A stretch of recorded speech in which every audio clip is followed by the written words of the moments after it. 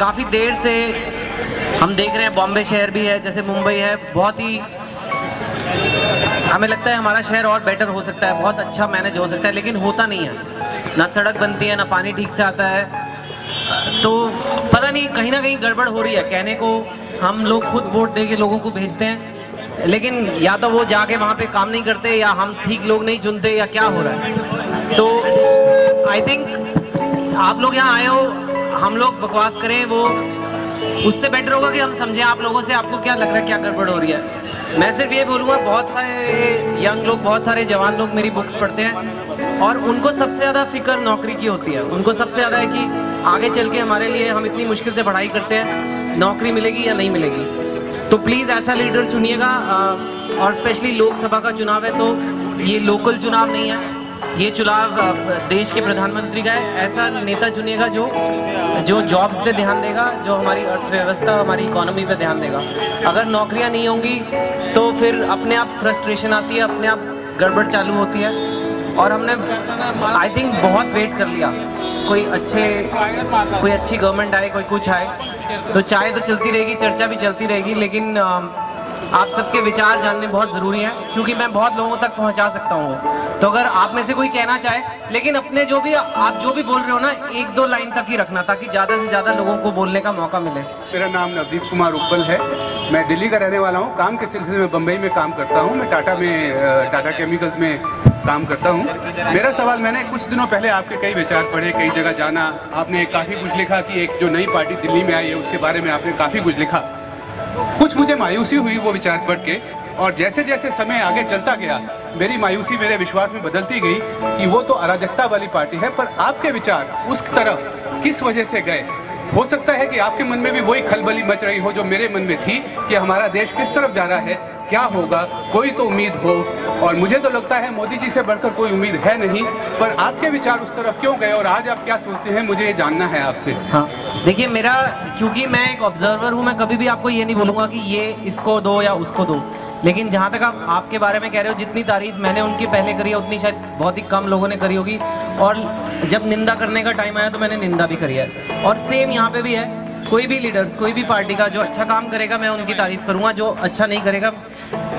I think जहाँ तक सवाल वो दिल्ली में आपका है, उन्होंने एक बहुत अच्छी सोच दी, बहुत अच्छे विचार रखे कि हम भ्रष्टाचार हटाएंगे, लेकिन जैसे ही उन्हें पावर मिली मेरे को लगा कि कहीं ना कहीं उनमें ये जल्दबाजी आ गई कि हमें जल्दी से जल्दी आगे बढ़ना है, अपनी पार्टी को आगे बढ़ाना है। और पार्टी को आगे बढ़ाने के चक्कर में, पार्टी को नोटिस कराने के चक्कर में उन्होंने देश में इंस्टेबिलिटी को मायने में नहीं रखा। उन्होंने ये नहीं देखा कि जो हम कर रहे हैं, जो हमारे बड़े बड़े नेता अगर सड़कों पे आ जाएंगे, लोगों को उकसाएंगे, तो वो पूरी दुनिया भर में टेलीकास्ट होता है। यूएसए में भी टेलीकास्ट होता है, यूरोप में भी टेलीकास्ट होता है। वहाँ पे बहुत सारी कंपनियाँ सोच रही होती हैं, चलो यार इंडिया जाके हम अपने पैसे लगाते हैं, इंडिया जाके नौकरियाँ लगाते हैं। अब वो 10 बार सोचेंगे, यार यहाँ पे तो नेता ही ऐसे हैं, नेता ही कहीं पत्थर मार, तो उनमें डर बैठ जाता है। और उनके पास 100 कंट्रीज और है जाने के लिए, वो चाइना चले जाएंगे, बांग्लादेश चले जाएंगे, कहीं भी, वहाँ से लेके डोमेस्टिक लोगों को भी डर लगता है। तो मुझे लगा कि उनको इस चीज़ का ख्याल नहीं आ रहा है। और कई बार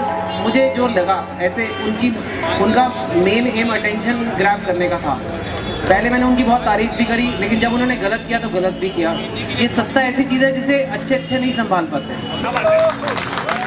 तो भारत हमारी माँ बहुत बीमार है और हमारे सामने सिर्फ एक जेन्युइन डॉक्टर है, वो है मोदी जी, जो हमारी भारत माँ को ठीक कर सकता है।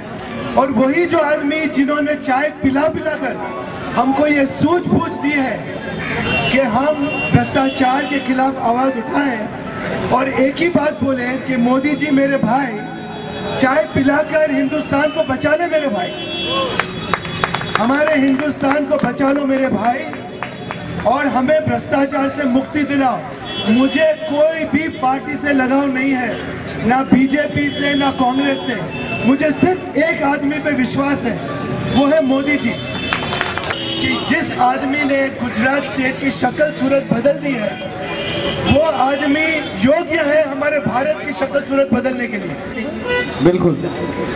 क्या उन तस्वीरों से आपके मन में कुछ ऐसा जागा कि आप कुछ लिखें और हमारे देश के नौजवानों में कुछ क्रांति लाएं, और चाल चरित्र और चेहरा का जो राग भाजपा की है उससे कुछ परिवर्तन आएगा अगर मोदी की सरकार आ जाए? चाहे जो भी आए उन्हें परिवर्तन तो लाना ही होगा, क्योंकि कल जो हुआ है वो कहीं ना कहीं मेरे को लगा कि कहीं ना कहीं हम सब पूरे इंडियंस की गलती है कि हमने इन लोगों को भेज दिया वहाँ पे।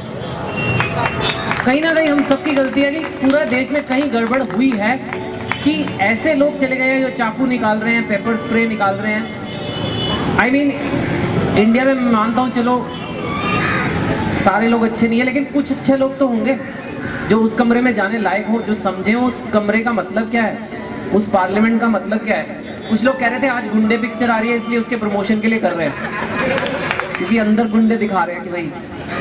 बट यू नो आप सीरियसली सोचो, बच्चों को हमेशा स्कूल में हम पढ़ाते हैं this is our parliament, photo दिखाते हैं this is where our leaders sit. Now how do I answer my son when he sees the pictures in the paper और ऑन टीवी कि व्हाट आर दे डूइंग।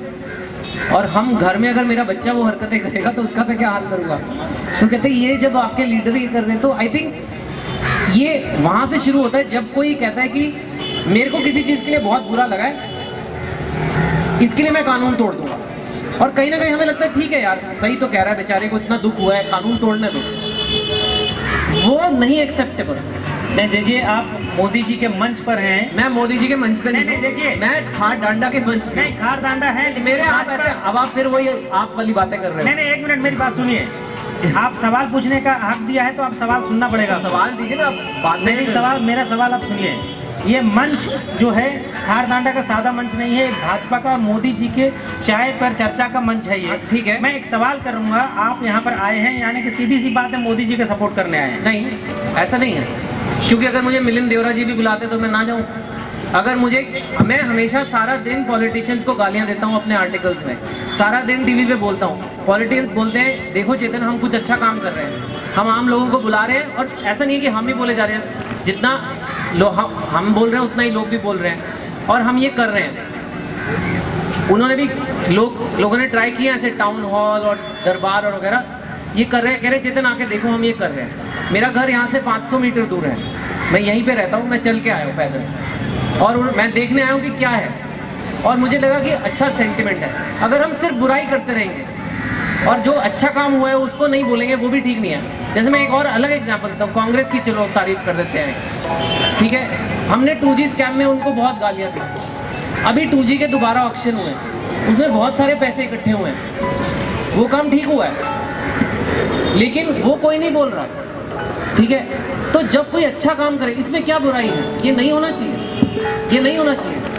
अगर कोई भी लोगों को बुलाए, लीडर कॉमन पीपल सिटिंग है और आराम से बात कर रहे हैं, कोई किसी को गाली गलौज नहीं कर रहा, कोई ये नहीं कह रहा मैं अच्छा हूँ बोल रहा हूँ, तुम उसकी साइड हो, तुम उसके कैंप में। ऐसे क्यों हमें करना है? मुझे क्या फ़र्क पड़ रहा है? अगर मुझे ज्वाइन ही करना मैं ज्वाइन कर लूँगा ना। अगर मेरे को कोई वो नहीं है, लेकिन कल को यहाँ कोई गलती होगी तो मैं यहाँ की बुराई भी करूँगा। केजरीवाल जी के साथ भी मैं लंच खा के आता हूँ, तो उसका कोई वो नहीं है। और हम सबको ये निकालना पड़ेगा, वो हमारे ही लोग हैं, ये भी इंसान है सच्ची में, ये भी she is human being, you know. ऐसा नहीं है कि ये वो लोग, ये आम आदमी हो।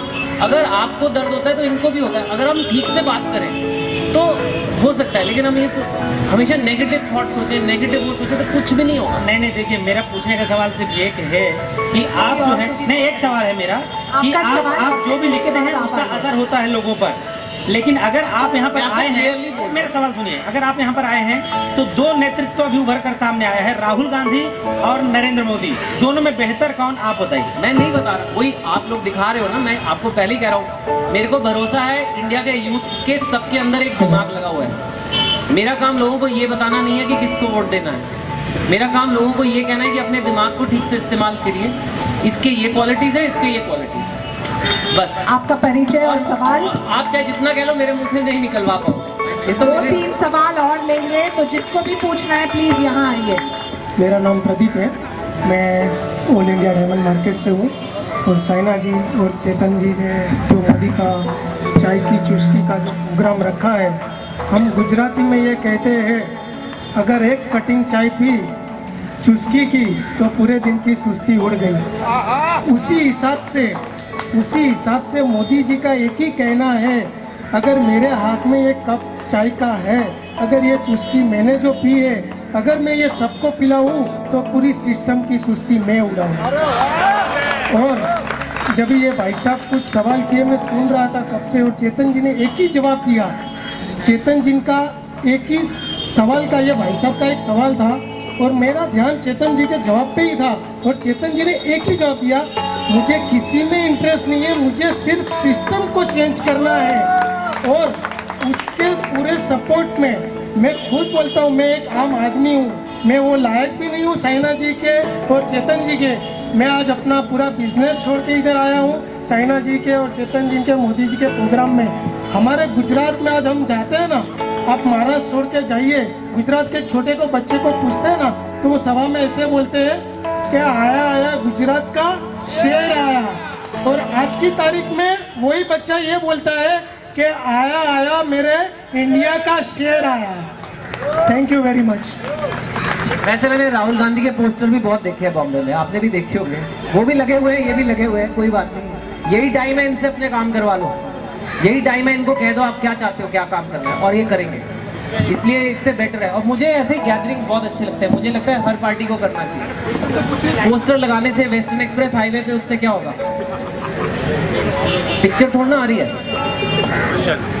तो ये लोगों से, I would like some ladies to ask a question. Is some lady have a question? या एक क्वेश्चन और है आपके इनके बाद। चेतन सर, मेरा एक सवाल है। मैं विक्रम आचार्य हूँ और मैं स्टूडेंट हूँ, CA कर रहा हूँ। मेरा एक सवाल है सर, 67 ईयर हमें डेमोक्रेसी मिलके हो गई और अभी तक हमारे देश की गरीबी नहीं मिट सकी है। आज भी ऐसे ऐसे लोग हैं हमारे देश में जिसे 2 टाइम का खाना नहीं मिल रहा है, जो रोड पे सोते हैं, उसे घर नहीं मिल रहा है। तो मैं आपसे ये पूछता हूँ, ये चीज़ कैसे मिटेगी हमारे देश में? हमें ऐसा नहीं लगता है जो पॉलिटिशियन लोग आपस में लड़ते हैं, एक दूसरे के ऊपर कटाक्ष करते हैं और ये गरीबों को देखने की कोशिश नहीं करते हैं? क्या ऐसा नहीं हो रहा है? आपको कैसा लगता है जब ये आप देखते हो, आपको कैसा फील होता है? हमें तो ऐसा ही फील है जो सिर्फ हमारे देश में यही चीज़ हो रहा है, जो पॉलिटिशियन एक दूसरे को कटाक्ष कर रहे हैं। कल हमारे पार्लियामेंट में एक पॉलिटिशियन ने मिर्ची उड़ाया। पार्लियामेंट किसी देश की इज्जत होती है, किसी देश का सम्मान होता है, वहाँ अगर ऐसा किया जाए तो हम क्यों किसी को चुने? अच्छा, अभी हम ये महीना आपका सवाल मैं आपसे पूरी तरह सहमत हूँ। I just respond. मैं आपसे पूरी तरह सहमत हूँ और मुझे भी दुख होता है। इसीलिए जब बार बार लोग कहते हैं आप उसकी साइड हो, आप उसकी साइड हो, आप उसकी साइड हो, मेरी एक ही पार्टी है, वो इंडिया है। और ये सब एक लोग नहीं है क्या? इन सबका इंडियन पासपोर्ट नहीं है, कांग्रेस वालों का, बीजेपी वालों का, आन दे ऑन।